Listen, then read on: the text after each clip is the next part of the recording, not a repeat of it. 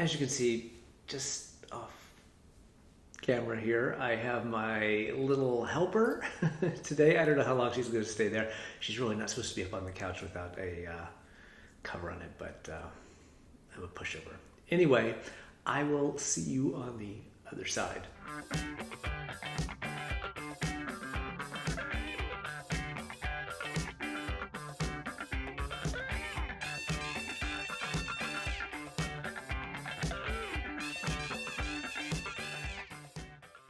Hello and welcome to this episode of Gary Knits, Gary Rides, a Craftivism podcast at the intersection of making things and doing good. My name is Gary. I am a knitter and a crocheter, and for the 6th year in the row, I am a cyclist and fundraiser for AIDS Lifecycle, a 545-mile, 7-day bike journey from San Francisco to Los Angeles, raising money for the San Francisco AIDS Foundation and the LA LGBT Center. How are you? How is everyone? I hope you have survived nor'easters. We had the atmospheric river, which was kind of wild around here, so I hope everyone is safe and warm wherever you are. The sun is finally out here, so that's great. You can find me on Instagram as Gary Knits, Gary Rides. You can also find me on Ravelry as Gary Knits and Rides. If you are new, welcome to the show. If you are returning, thank you so much. I hope you will enjoy the show and like and subscribe and share with your friends and all the things that help with the algorithm. It's been a busy couple weeks. Atmospheric river gave us more rain in like 3 or 4 days than we get for like half of the year, which was kind of wild. Luckily, we were on high ground, so we didn't have any flooding situation, but I did get to spend 7+ enjoyable hours in the LAX airport trying to get to a business trip to San Francisco. Got canceled, had to come home, tried again the next day.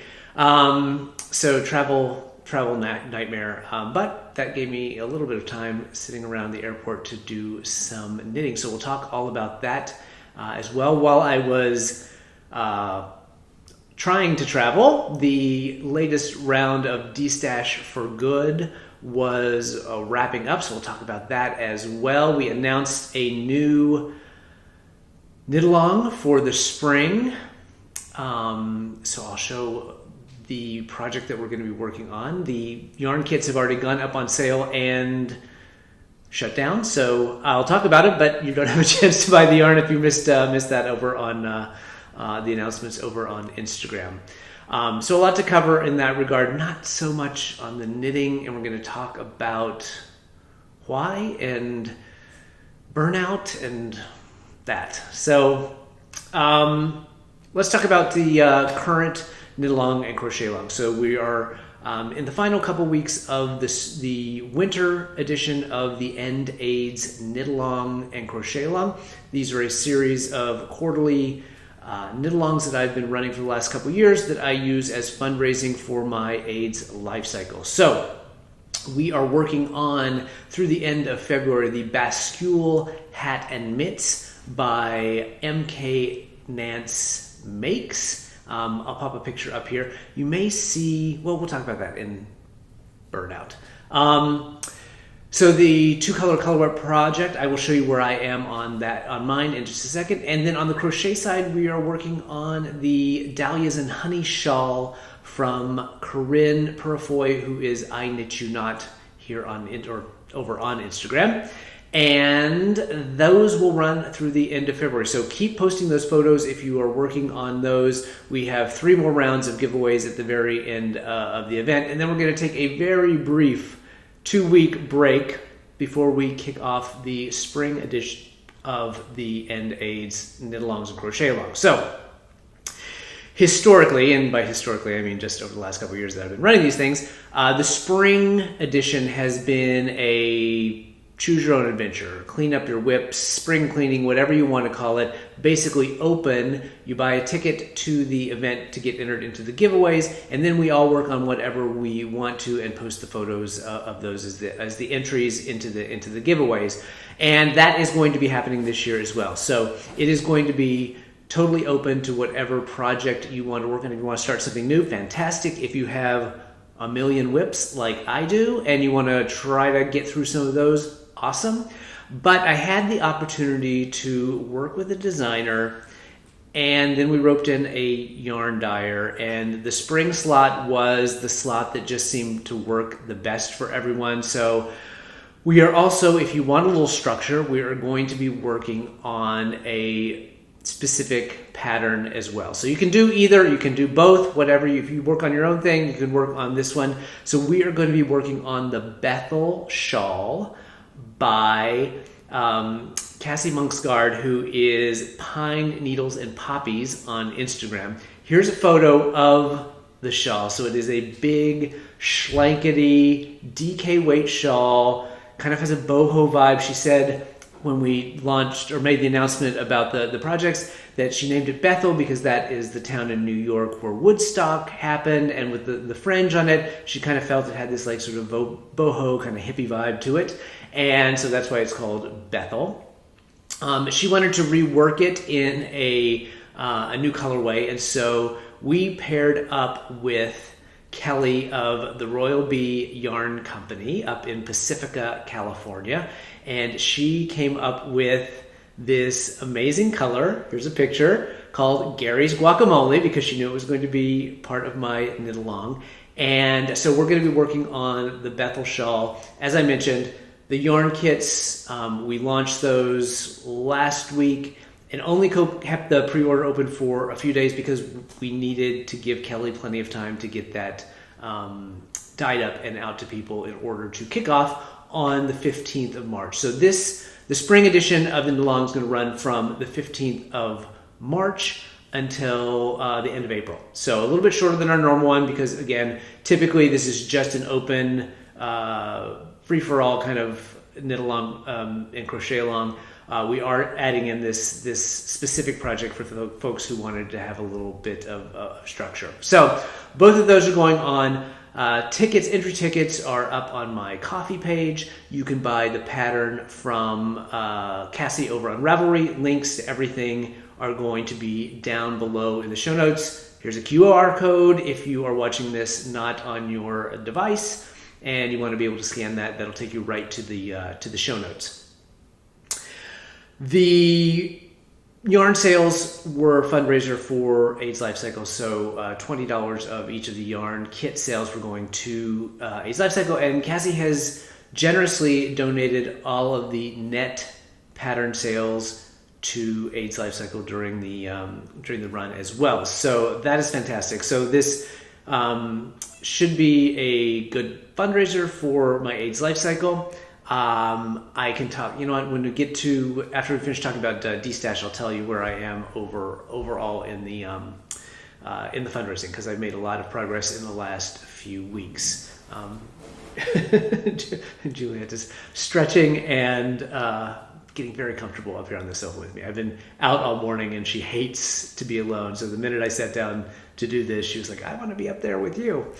So let's talk about Destash. We wrapped up the latest version of Destash for good. It was a huge auction. There were 428 listings, probably not quite double that, but I would say there are probably 650 actual skeins of yarn because there were several sweater quantity listings in there. Most of it was mine. I had, as I've mentioned before, late last year, earlier this year, reached out to some dyers or posted a thing on Instagram saying, would anyone be interested? Do you have excess yarn that you would like to negotiate a deal with me?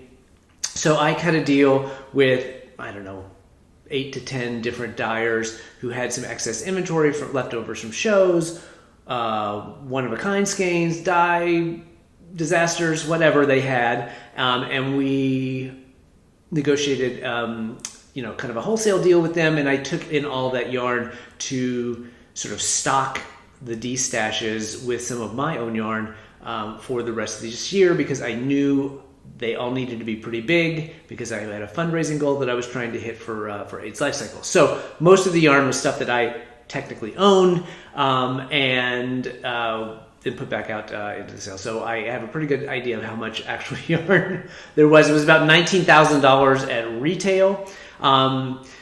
It was the largest volume of D-stash that we've ever done. We made in donations to AIDS Lifecycle at the end of the day.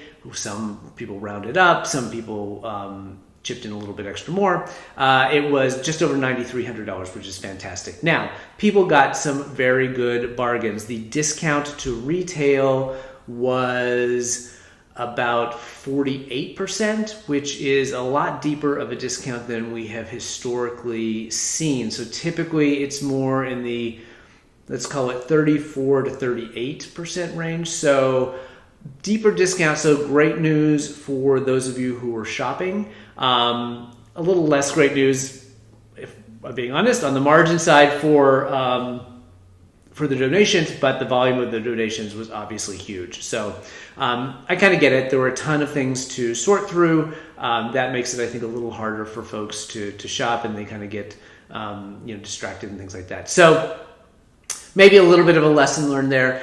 I don't know that there's much I can do about it, because I have a ton of yarn to get sold before June.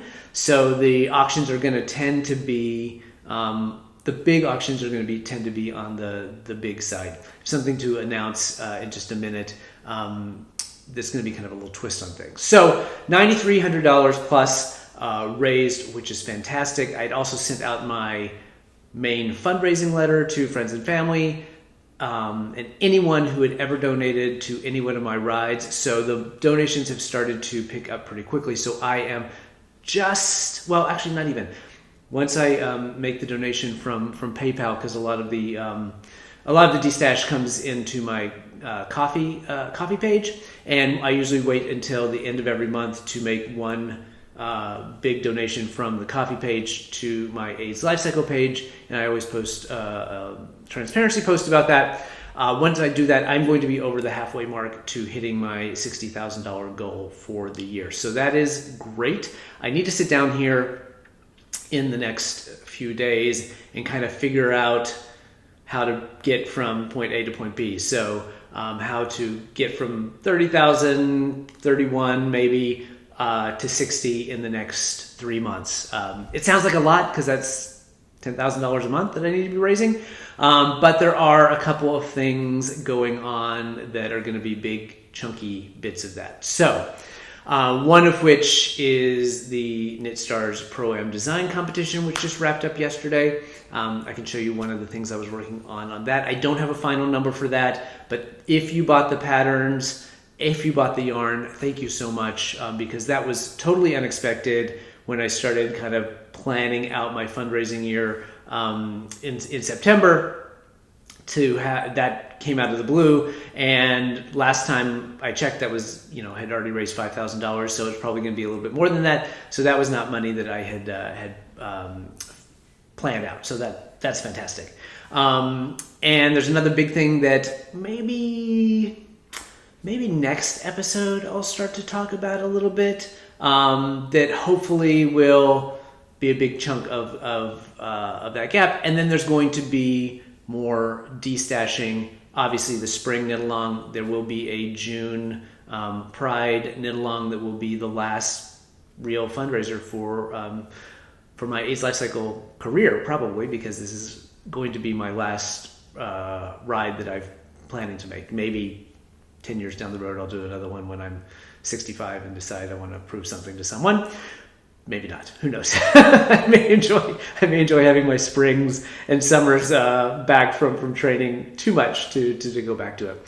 So I do need to sit down and kind of map all of this out, just to sort of see where there may be some gaps in the fundraising, and if I have to come up with something else. But to that end, the next thing that is going to happen is what I'm going to be calling the Sock It To Me Mini D-Stash, or Flash D-Stash. So it's going to launch on the 23rd.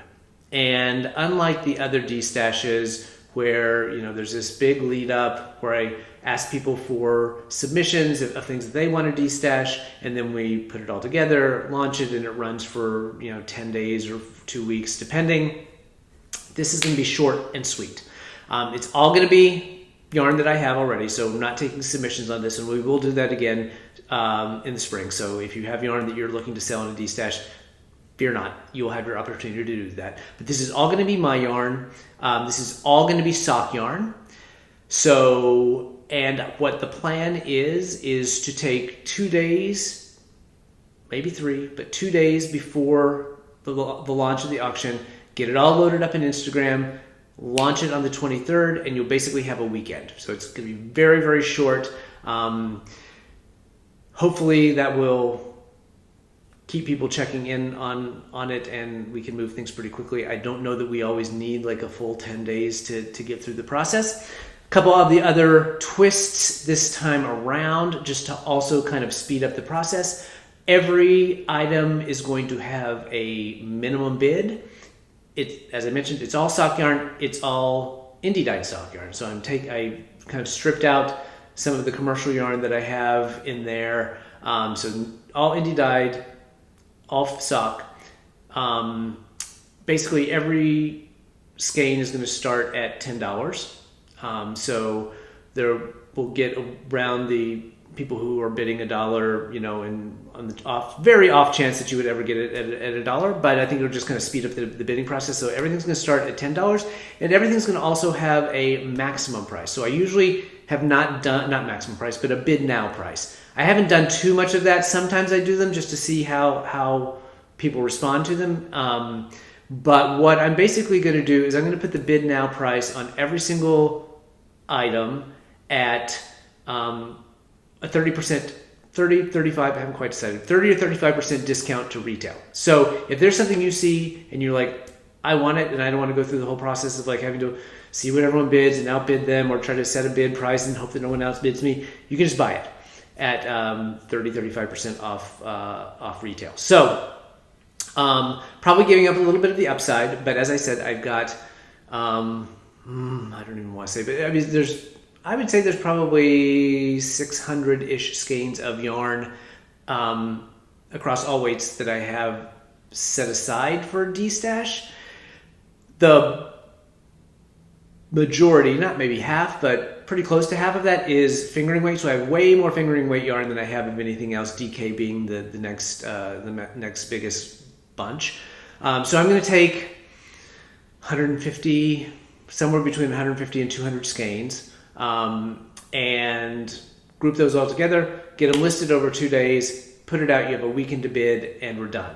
So look for that. The plan right now is to launch that on the 23rd, and which I think is Saturday.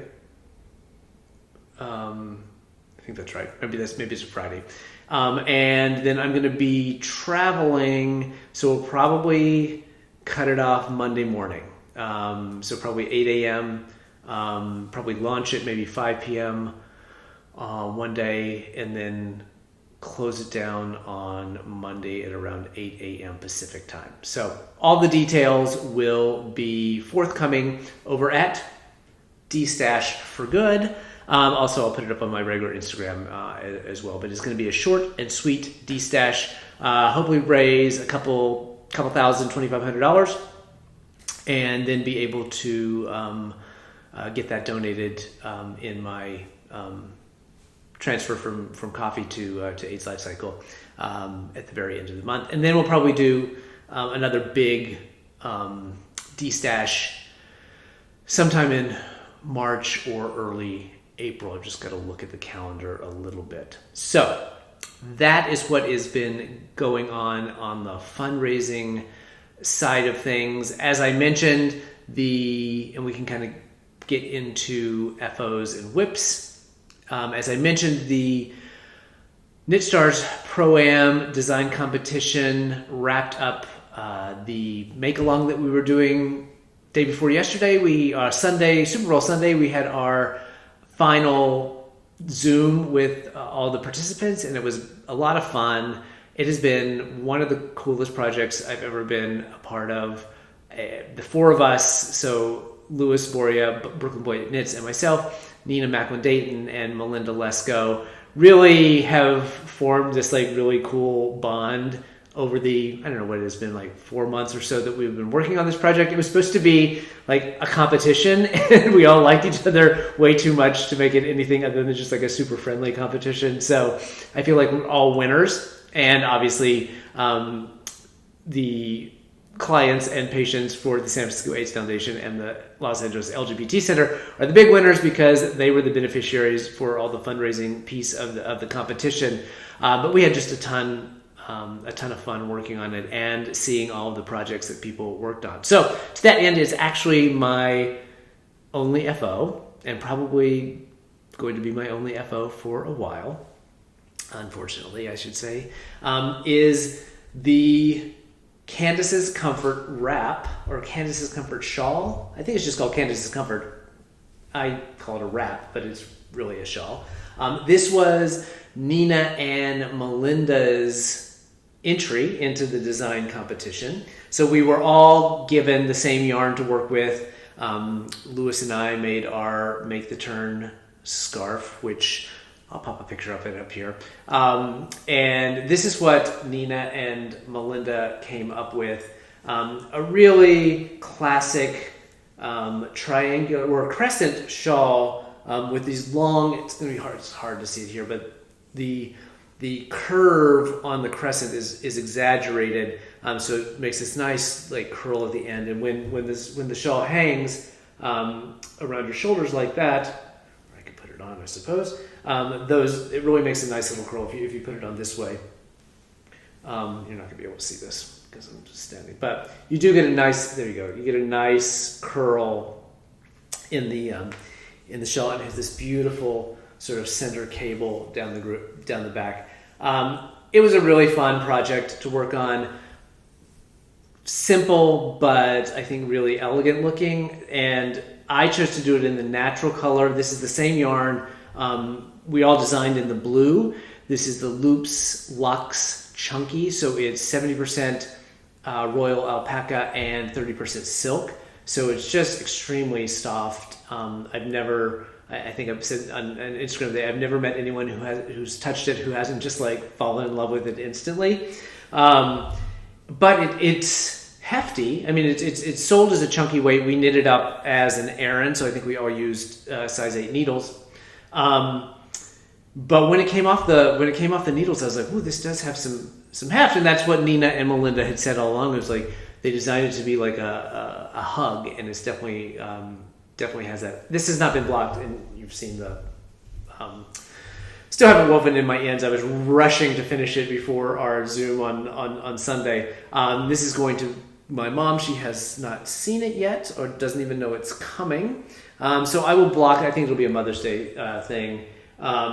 So I will get it blocked and get my ends woven in. It was designed with tassels, so the tassels kind of went at the end and then at the point of the cable. I'm going to go ahead and make them, and I kind of doubt my mom wants the tassels, but I will go ahead and make them, and if she wants them, I will add them on for her. So it takes, this I think was 6 skeins of the Loops Luxe Chunky, and I used probably all but, I don't know, they're 50 gram skeins, I think. Another 100 gram skeins. I think it probably down to like 30 grams of the last one. So plenty to make the tassels with, but not much left over. So a really fun project. I would definitely make this again, even though you're not going to be able to get the yarn for very much longer. It's because Knit Stars is getting out of the retail business. So Shelly is closing down the Loop store in Tulsa and shutting down the internet sales as well. So everything is 30% off. So I think that yarn right now is under $11 a skein. So it's a pretty good bargain. If you have a project, like I think it'd make a really great blanket. I mean, the alpaca sheds a little bit, but it is so soft. So if you have any pattern that you could think of that you could use a errand chunky weight, and you want a really, really soft silky yarn, I would definitely check it out. I think there are only 3 colors left, so it's the blue, this natural, and then there's like a pink, a pale pink. Anyway, again, thank you all to who bought the pattern. So the patterns, as of yesterday, Valentine's Day, I think that was the last day to order the pattern packs and have the donations go to AIDS Lifecycle. So the patterns are going to revert back to the designers. In the case of our pattern, the Make the Turn scarf, it is coming to me. Lewis was generous enough to say that I could retain ownership of that pattern after this whole thing was over. So you will soon be able to buy that from me on Ravelry.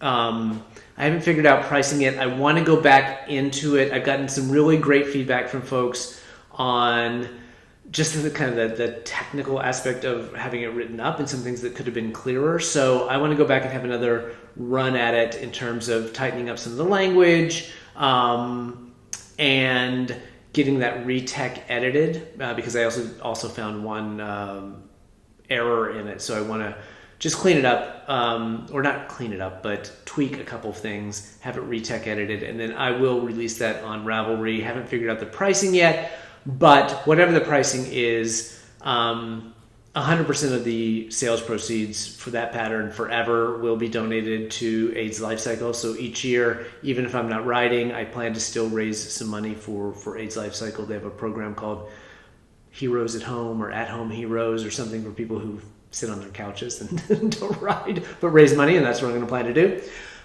So forever, that pattern will be, all the proceeds of it will go to AIDS Lifecycle. And just back from tech editing, before I sat down here, got my second round of tech editing on the hat. I should have brought it in here, but I will post a picture of it. It's a hat that I designed to coordinate with our scarf. It is called the Smock It To Me hat because it uses the smocking stitch that we used in our scarf. And if you bought the pattern through the Make-Along up through the 2 days ago, in the pattern there was a coupon code for a free download of the hat once it gets released. So look for that probably in the next 3 or 4 days. I got to go back through and see what the tech editor had to say. If there were no major changes, my plan is to maybe take some better pictures than I kind of put in there and get that up on Ravelry ASAP. If you did not buy your pattern through the BitStars Pro-Am Design Competition, then you'll be able to buy the pattern on Ravelry as well, and 100% of the proceeds of that are also going to go in perpetuity to AIDS Lifecycle. I have an idea to do another hat using a version. I don't think I'd use exact motif, but using a version of the Prosperity Ribs motif that we used in the scarf. But that's been put on the back burner. Probably, I don't see that happening before the fall, before I get back from the ride. There's just too many other things going on. So, but if you did buy the patterns in the pattern pack and you have that code, get ready to use that for the hat. Also, you can use that same code once I republish the pattern, or once I publish it on Ravelry with the tweaks I've made. You're going to be able to use that same code to get a copy of that pattern into your Ravelry library. So the way that it was sold now, it was a PDF that came from KnitStars, so you couldn't really get that into your Ravelry library, even though I had a link in Ravelry where you would go outside to buy it. But once you're able to get it in Ravelry, you can use that same code and get a copy of the scarf pattern. You won't be able to get Nina's shawl pattern, but I bet either Nina or Melinda are probably going to be selling that on Ravelry at some point in the near future as well. So that was a very long discussion of my one and only FO. Excuse me. I do have some progress on a couple of whips. So let's go back in the Wayback Time Machine. So this is living in my crafty little fox jungle print bag that I picked up at Flock. And I am so close. And even though I said I probably won't have another FO for a while, I may try to figure out a way to make this happen because I'm so ready for this one to be done. This is my Geo Gradient shawl, the West Knits Stephen West Mystery Knitalong from last year. I am in the final section at one row away from the final color change. I took this to Knitting Group with me today and was able to get 3 rows done. And I'm showing you the wrong side, I think. Yes, I'm showing you the wrong side, sorry. I was able to get 3 rows done, and the last row that I need to complete before I switch colors is a purl row. You're up to, well, right now there's 500 or so stitches on there, so the purl rows go a little bit slowly. I was laughing because I've heard I did not make, it was before I knew what a Stephen West Mystery Knitalong was the year they did, Shellography was mine. Slipstravaganza was, I think, the year before that. And so many people complaining about, there was like 1,000 stitch I-cord bind off. And I was joking, I was like, Stephen West heard your complaint and said, hold my beer, because my goodness, this last section, now I'm enjoying knitting it way more than I did this section, which I think looks great, but was just a slog to get through. This with these little dip stitches, I'm enjoying. I think they also look great, but it's do the dip stitch, which is a little fiddly and time consuming. It does get better each time you do it. That doubles the number of stitches on your needle. So you go from like 500 to like 1,000. And then the very next row is knit 2 together, or purl 2 together through the back loop. It took me forever to try to figure out exactly how to do that. It is contortion and so slow and so fiddly, and you have to do it like 500 times, 3 times, because you're doing it each time there's a color change. Only then to get to the point where you get to do a, 500-600 stitch I-cord bind off. So, yeah, I love the book. And the purl 2 together through the back loop has gotten a little easier, but that is a finger wrist twister. Anyway, I am hopefully going to finish this last purl row tonight and be able to switch to the final color. And we've got a concert this week, so I'll be able to take that with me. Maybe I'll be able to get a little bit done in the car, because as you will find out, my knitting life has gotten sad in terms of how much I'm going to be able to be knitting on actual project stuff. It's all good. It is a burnout of my own creation, but it is a burnout nonetheless. So hopefully get through that last one, and maybe before June this thing will get wrapped up. Things may move faster on some other fronts than I'm expecting, and maybe I'll have more time than I think. The other thing that I have gotten a little bit of work on, and also I don't know, it's going to be a choice. It's like Sophie's choice. Between these 2 projects, if I have to finish one, which one's it going to be? This is my Bascule hat. Again, this is MKNanceMakes, the designer. These are yarns from Sea Change Fiber. I almost said Deep Sea Fiber. Sea Change Fiber up in Santa Cruz. And this has been so much fun. I've really loved every time I get to sit down and work on this. We watched, last night for Valentine's Day, we watched E.T. Not particularly romantic, but neither of us had seen it since we were kids. And my husband's on a bit of a Steven Spielberg kick right now. And so I was like, sure, I'll watch it. But I was able to work on this while I did that. And if you had told me 2 months ago that I was going to be able to do a color work pattern while watching a movie, I would not have believed you, but there it is. Really have enjoyed this. I will make the mitts someday. It's just not going to happen in the spring.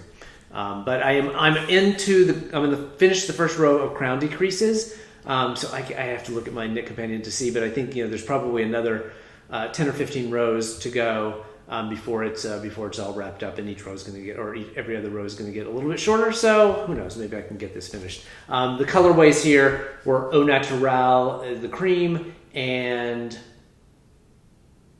Stormy Seas is this teal, which looks so tonal in the skein.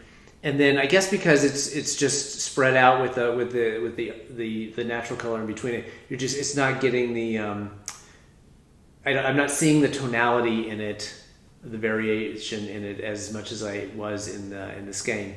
Maybe once I block it and the stitches kind of even out a little bit, that'll help that out. I don't know, but it's beautiful, beautiful yarn. My first time really working with here's the blue. Working with a non-superwash yarn, and I'm really enjoying it.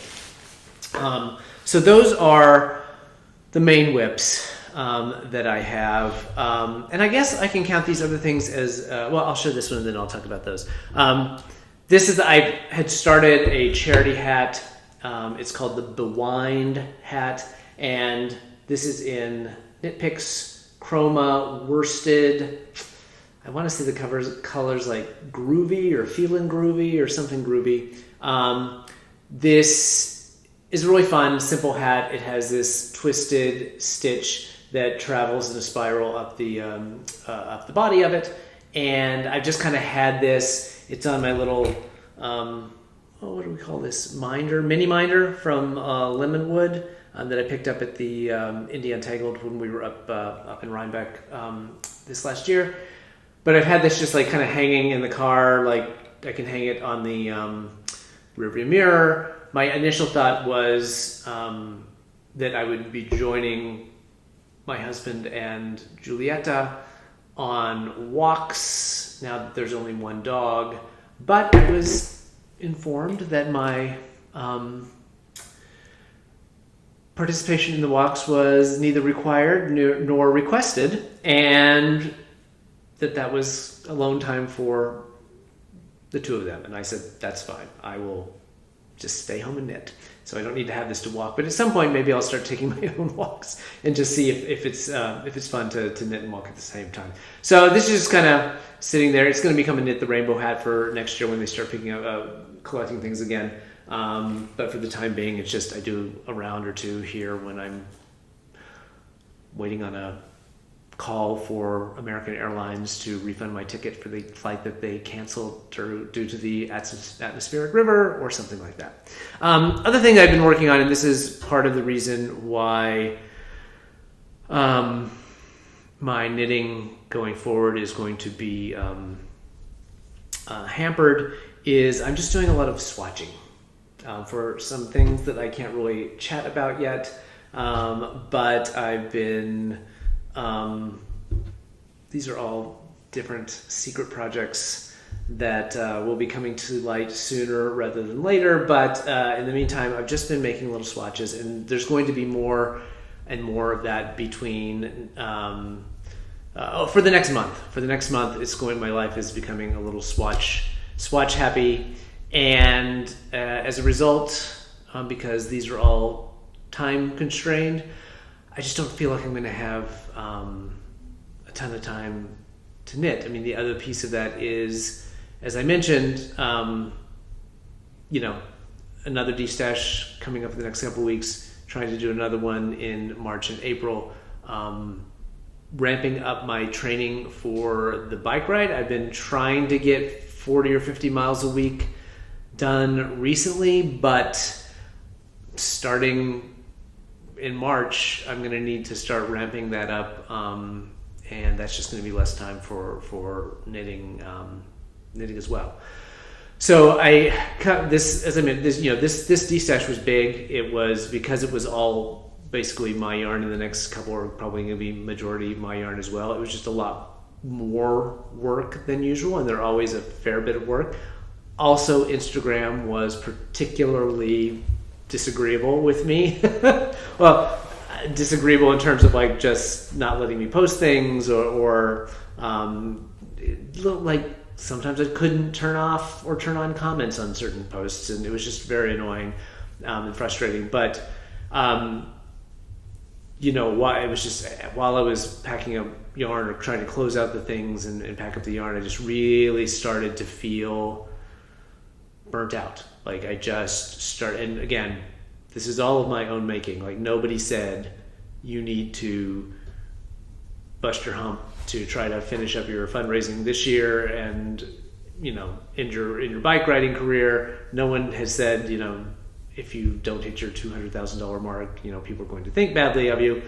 But I just was all of a sudden feeling like, oh my God, I have all these things to do. Plus I need to be riding my bike. And all of a sudden just like really started to like have a little bit of a panic about getting it all done and having any sort of time to do fun things. Like, I mean, it is fun, but to do knitting on projects that like I want to knit on. So, I came into this year with, I'm going to knit 4 pairs of socks, and I want to knit this shawl for myself, and I have this cardigan I want to knit for myself. And all of a sudden it was just like none of that's going to happen.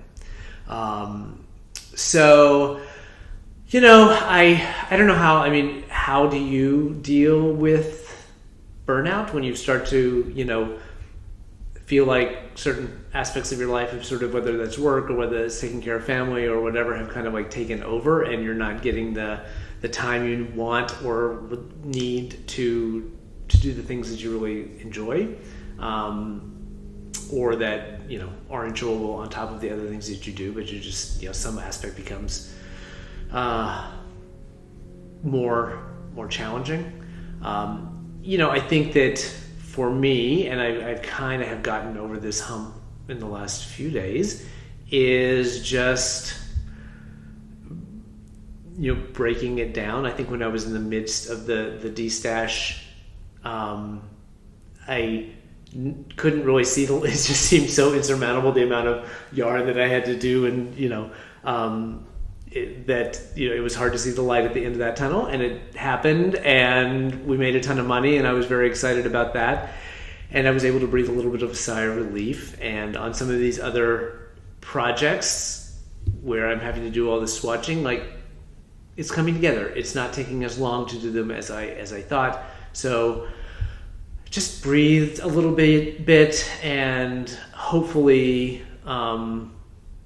something will open up, and I will have a little more time to knit than I'm expecting. I do have, like I said, I have a concert, LA Phil concert in the next few days. So that's an hour. My husband's always willing to drive, and so that's an hour each way that I can knit. That sort of time that I hadn't thought about. I just sometimes get in my own head a little bit too much, and I was like too focused on this is, I got to get this done, I got to get that done, didn't realize that there will be some opportunities to do some things. So hopefully some of that time will open up, and I'll be able to get more things done. But in the meantime, making little swatches. It's still knitting, right? It's still, and it's a chance to try out different yarn and work on tension and all that sort of stuff. So at some point in the future, I'll be able to tell you what all of these are about. But for the time being, this is the bulk of what I'm knitting. It's just almost. Luckily, this time it's not about grafting, so I'm not having to do those little wrist warmers that I did when I was working on the Make the Turn scarf. But anyway, so those are the basically the whips and the FOs that have been going on for me. No acquisitions. I bought no yarn and no yarn. I did not buy a thing in the Destash. In fact, stuff that was actually from my stash, not things that I deals I'd made with yarn dyers actually left the stash, so that's fantastic. So maybe we can talk a little bit about Craftivism. I had been meaning to do this at the beginning of the episode, which is what I was trying to do for the new year, and I completely forgot. So here are some Craftivism ideas. We have a lot of Craftivism things this week. So first, you may have seen on my Instagram stories or feed, Furls Crochet has come out with a new line of yarn that they are grouping into pride packs. So they have the rainbow pack, there is a bi pack, there is a trans pack. There's several, I can't remember all of them, but portions of the sales of each of those pride packs of yarn is going to be donated to Knit the Rainbow, an organization that is near and dear to my heart. So you got plenty of time before Pride Month, so go grab some yarn and help out Austin Knit the Rainbow at the same time. Speaking of near and dear to my heart, Louis Boria of Brooklyn Boy Knits has started a new program at the public school that he works at in New York City. He started a knitting program after school for, I think it's 2nd to 5th graders, which just must be wild. But he is asking for donations of super bulky and probably bulky weight yarn. He had gotten a big donation from one of the big yarn companies, but I think a lot of it was finer gauge, which probably will be helpful for the kids down the road when they get a little more skilled with the mechanics of the knitting. But in the meantime, he would love to get some super bulky weight yarn for them to work on, just to learn the basics. So if you have some spare in your stash, rather than send it to me to Destash, you can send it directly to Louis. I will link down below to his Instagram feed, but that he had posted a feed about it, or a post about it week or so ago with all the details on how to get that to him. So, also on the yarn side, Courtney of Apothecary Fiber Co., who has dyed yarn kits for the current end age Crochetalong, the Dahlias and Honey shawl. Has worked on a new collection, which is about the only yarn that she says she's currently going to be selling, except for one colorway, which I guess has been part of her collection for a while, and I just had not noticed it. It's called Christopher. Here's a photo of it. And 50% of the gross profits of sales of the Christopher yarn goes to the American Foundation for Suicide Prevention. So that's a fantastic cause, and it's a beautiful yarn, so go check that out. Another fundraising yarn that we've talked about before, but comes back periodically. Old Rusted Chair, Lou at Old Rusted Chair has opened up pre-orders again for her Rebel Girl yarn. Here's a photo of it. And 10% of every skein, $10 from every skein and $15 from every sock set is being donated to Abortion Care Tennessee, which is the organization that she always supports with that yarn. Also on the supporting reproductive health front, Optimistic Soap Company, which I discovered last year, and she does a fundraiser, I think most every month. But for February, a dollar of every soap that she sells online is going to be donated to reproductive access and cervical cancer prevention programs. This is not any particular soap that it's any of her soaps, but I just happen to have one of her Love Wins soaps that I've been holding on to as a prize for Knitalong and Crochetalong. If you've not, it's just really glitter and rainbow, and it smells fantastic. She has beautiful, beautiful soaps, and I think she's restocking her store today, the day that you see that. So go to Optimistic Soap, again, link down below, and in any soap that you buy in February, $1 of each bar is being donated to those two charities. This time every year, or at least for the past several years, Knit for Food happens. I don't know the exact dates, but I'll pop them up here when I check my notes. And it's a knit-a-thon for, I think it's a 24-hour knit-a-thon. The different knitters sign on to teams, and they all knit for 24 hours to try to raise money for food scarcity, food banks, and things like that around the country. It's organized by Laura Nelkin, but there are many teams out there. I just wanted to highlight a couple because they are folks that I know. The first one is Amy Z. Besson. I will link down below to her Instagram. She is participating this year. And then the Fiber Coven, which is made up of Valkyrie Fibers and Kitty with a Cupcake. Those are both their Instagram handles. They have teamed up to create a team as well. So if you aren't participating in Knit for Food this year, but would like to make a donation, there are two folks that I know that are participating and would happily take your money to watch them knit. So those are some of the things going on around the knitting world in the past or for the next couple of weeks to help do some good in our communities.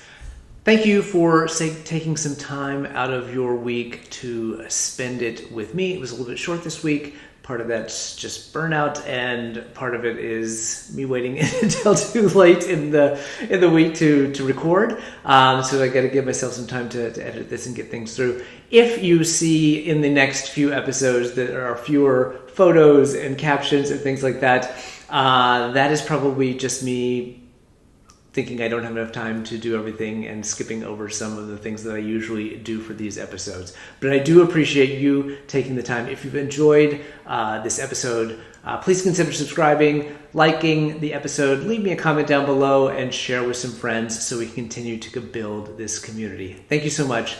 Have a great day.